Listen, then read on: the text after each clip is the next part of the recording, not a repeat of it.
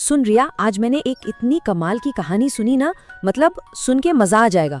और उसकी जो सीख है वो तो और भी गहरी है। सच में ये कहानी ना हमें सक्सेस और ग्रोथ के बारे में एक बिल्कुल ही अलग तरीके से सोचना सिखाती है। लेकिन कहानी से पहले चल तेरे लिए एक पहेली है।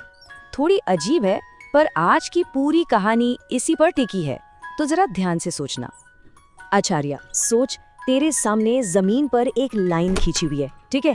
अब सवाल ये है कि उस लाइन को बिना हाथ लगाए, बिना मिटाए छोटा कैसे करेगी। सोच, पहली बार में तो लगता है ना कि ये तो हो ही नहीं सकता, इम्पॉसिबल है। चल, अब मैं तुझे वो कहानी सुनाती हूँ जहाँ से ये पहेली आई है। एक बहुत ही समझदार राजा था और ये उसी का एक अनोखा टेस्ट था। तो कहानी ऐसे है कि एक राजा था जो ये परखना चाहता था कि उसके राज्य में सबसे ज्यादा बुद्धिमान कौन है, मतलब उसे असली समझदार इंसान की तलाश थी। तो उसने क्या किया, एक बड़ी सी सभा बुलाई और सबके सामने जमीन पर अपने हाथ से एक लंबी सी लाइन खींच दी। और फिर उसने वही पहेली सबके सामने रख दी। कहा, इस लाइन को छोटा करना है, पर शर्त यह है कि इसे ना तो मिटाना है और ना ही छूना है। जो भी ये कर दिखाएगा उसे इनाम मिलेगा।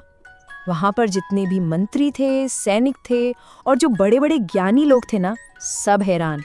किसी को कुछ समझ ही नहीं आ रहा था। सब आपस में फुसफुसा रहे थे, पर किसी के पास कोई जवाब ही नहीं था। सबके सब कंफ्यूज थे। और जब दरबार के सारे समझदार लोगों ने हार मान ली ना, तभी भीड़ में से एक बिल्कुल साधारण सा बढ़ई, मतलब एक कारपेंटर आगे आया। सब उसे देखकर हैरान थे कि भाई, जब इतने बड़े बड़े ज्ञानी कुछ नहीं कर पाए तो ये क्या करेगा। कुछ लोग तो उसका मजाक भी उड़ा रहे थे, पर राजा ने उसे एक मौका दिया। और बस यहीं से कहानी में असली मजा आता है।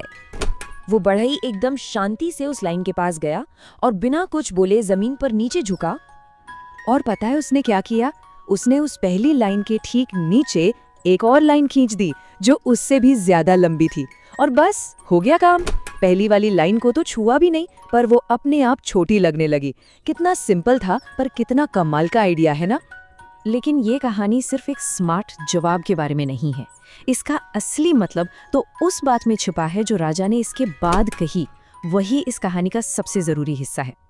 राजा मुस्कुराया और बोला, असली तरीका दूसरों को छोटा करने में नहीं, बल्कि खुद को बड़ा बनाने में है।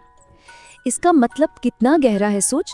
जब हम खुद को बेहतर बनाते हैं, अपनी काबिलियत बढ़ाते हैं, तो हमारी मुश्किलें अपने आप छोटी लगने लगती हैं। ये आइडिया बहुत पावरफुल है यार। हम लोग अक्सर अपनी एनर्जी दूसरों से खुद को कंपेयर करने में, उनसे जलने में या उन्हें नीचा दिखाने में लगा देते हैं, जबकि असली ग्रोथ तो खुद पर काम करने से होती है। सोच, एग्जाम में किसी और के कम नंबर आने पर खुश होने से अच्छा है कि हम खुद इतनी मेहनत करें कि हमारे नंबर सबसे अच्छे आएं। तो इस कहानी की असली सीख यही है, अपनी लाइन को लंबा करो। अपनी स्किल्स, अपनी सोच, अपनी मेहनत, इन सबको बढ़ाओ। जब हम दूसरों की लाइन मिटाने के बजाय अपनी लाइन को लंबा करने पर फोकस करते हैं ना, तभी हमें असली और परमानेंट सक्सेस मिलती है। तो अब सोचने वाली बात ये है कि हम सबकी जिंदगी में वो कौन सी लाइन है, चाहे वो हमारी पढ़ाई हो, कोई स्किल हो या हमारे रिश्ते, जिसे हम और लंबा और बेहतर बना सकते हैं।